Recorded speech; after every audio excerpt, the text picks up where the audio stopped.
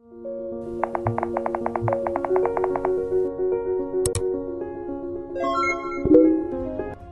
उनका जो रिजल्ट आया, मैंने पता लगाना शुरू किया कि कहाँ पे आगे की पढ़ाई करानी है, क्योंकि साइंस की बात थी और कैरियर की बात थी। तो मैं भी बाई प्रोफेशन टीचर ही हूँ, तो मेरा अपना सर्कल है, उसमें मैंने पता लगाया कि हावड़ा में कोई बहुत बढ़िया टीचर हो ताकि हमको बाहर नहीं भेजना पड़े बच्चे को पढ़ने के लिए। तो कुछ सर लोग रेफरेंस किए, तो सबसे ज्यादा रेफरेंस जो है अर्जुन एकेडमी का ही आया और केशव सर का आया कि आप वहाँ आराम से भेज सकते हैं। फिर हम लोग सर से पढ़ लेते। 5 बजे उठता था कि मेरा स्कूल 6:30 बजे रहता था। फिर 6:30 से ये 11:30 तक स्कूल था। एंड ये I am thankful to my school also, ये सृजन विद्यालय, वहाँ पे ये साइंस पढ़ा। फिर उसके बाद जब 11:30 से मैं अगर मतलब यहाँ पे क्लासेस जिस दिन रहता था, उस दिन मैं ये डायरेक्टली यहाँ आ जाता था, ये सेंटर से वाया बस। फिर मतलब और मतलब वहां से अपने घर से यहाँ हावड़ा तक मैं ट्रेन जर्नी प्रेफर करता था। फिर सारा दिन ये पढ़ता था और फिर क्लासेस करता था। फिर उसके बाद तो लगभग 9 बजे तक रहता था यहाँ पे। फिर और घर के लिए चल जाता। उसके बाद कभी मैं घर जाके भी थोड़ा बहुत ये कल की तैयारी कर लेता था। फिर उसके बाद जिस दिन क्लासेस नहीं रहता था, उस दिन मैं यहाँ पे लगभग 1-2 बजे के करीब आ जाता था। फिर अपना कुछ ये सेल्फ स्टडी करता था। फिर क्लासेस करने के बाद फिर मैं यहाँ से फिर ये चला जाता था। जो रिवीजन है वो मतलब बहुत ज्यादा इम्पोर्टेंट है। आप एक साथ इतना सारा इंफॉर्मेशन नहीं मतलब कैरी कर सकते, वो भी एक ही बार में। इसी जब 11th में मॉक टेस्ट होता था, उससे पहले मैं मतलब कि जितना सिलेबस में आ रहा है उतना पूरा पढ़ लेता था। एक करके जितना भी जो नोट्स में है वो पढ़ लेता था।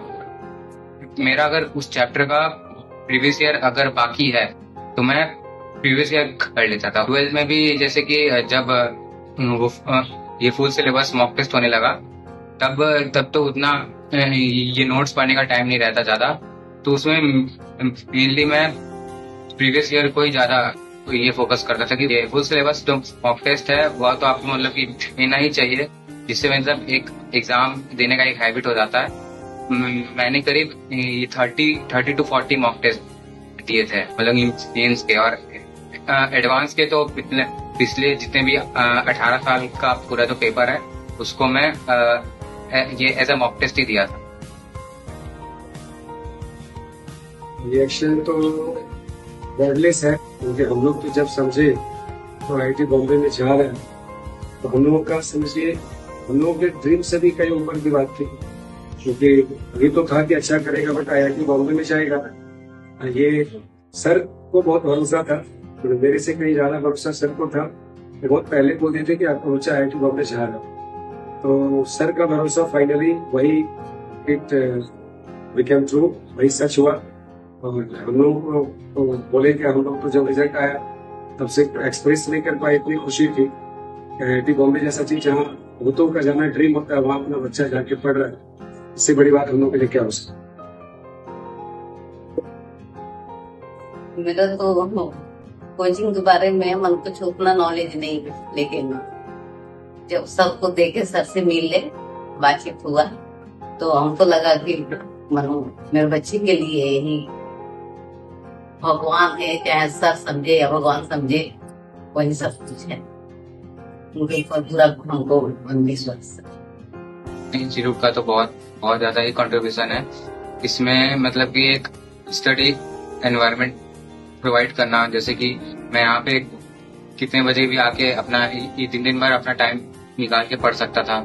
और फिर जैसे कि यहाँ पे जो टीचर्स हैं, फिजिक्स केमिस्ट्री और मैथ्स के तीनों के टीचर्स बहुत अच्छे हैं।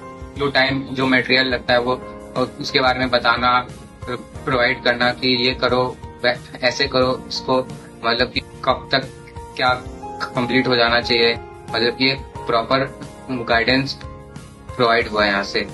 ये टीचर्स के साथ एक पर्सनल टच रहना बहुत ज्यादा हेल्पफुल होता है, क्योंकि वो आपको मतलब अपने ये एक छोटा भाई की तरह ट्रीट करते हैं इसमें। और फिर मैं तो यहीं पे खाना खा के मतलब कि सो भी जाता था यहाँ पे कभी कभी, तो फिर इससे मतलब यहाँ पे एक अनकंफर्टेबल नहीं लगता था, जिससे मेरा पढ़ाई और भी स्मूथली होता था। मैथ्स में तो जो टीचर, तो सबसे पहले जो टीचर बोले वही करना चाहिए।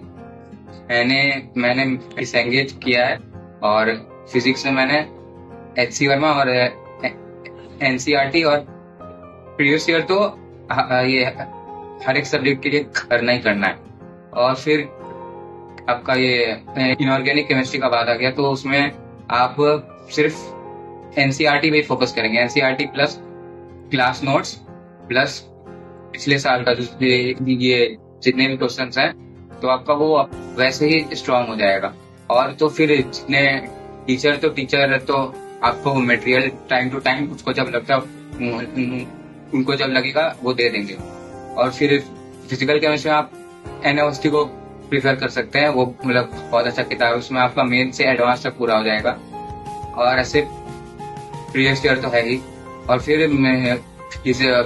आगे आपका ऑर्गेनिक केमिस्ट्री, तो उसमें आपको ये सॉल्विंग थोड़ा ज्यादा लगता है, उतना प्रैक्टिस वाला सब्जेक्ट है, तो उसके लिए आप ये हिमांशु पांडे को प्रिफर कर सकते हैं। ये एक MS चौहान भी किया जा सकता है, पर वो एक थोड़ा टफ लेवल का बुक है, तो आप पहले हिमांशु पांडे को प्रिफर कर सकते हैं। उसके बाद अगर आप MS चौहान में लगे तो उसमें भी आप कुछ चैप्टर्स में अपना कंसेप्ट स्ट्रॉन्ग कर सकते हैं। स्टडीज में कंसिस्टेंसी मेंटेन करना सबसे ज्यादा इम्पोर्टेंट है। मतलब कि जैसे कि अब एक दिन बहुत सारा पढ़ ले रहे हैं, एक दिन एकदम ही पढ़ाई हो रहा है, तो वैसे नहीं हो पाएगा। वैसे मेंस और एडवांस को लेके हम लोग बहुत ज्यादा परेशान रहते हैं, तो हम लोग को मेंस को लेकर ही फोकस ही रहना चाहिए। ये जनवरी अटेम्प्ट के लिए तैयारी कर रहे हैं, तो आपका जो ये सिलेबस है वो ये दिवाली तक तो पूरा हो ही जाना चाहिए। मतलब कि अगर आप दिवाली तक कंप्लीट कर लेंगे तो उसके बाद आपके पास बहुत सारा टाइम रहेगा और आगे एडवांस के लिए मतलब कि प्रिपेयर करने के लिए। इसीलिए अगर आप एडवांस करते रहेंगे मतलब, और मतलब कि एक ही चैप्टर में आप बहुत ज्यादा ही मतलब घुसे रहेंगे, तो फिर मेंस का भी तैयारी नहीं हो पाएगा एक पूरे ओवरऑल सिलेबस का, और से फिर आपका एडवांस भी नंबर हो जाएगा।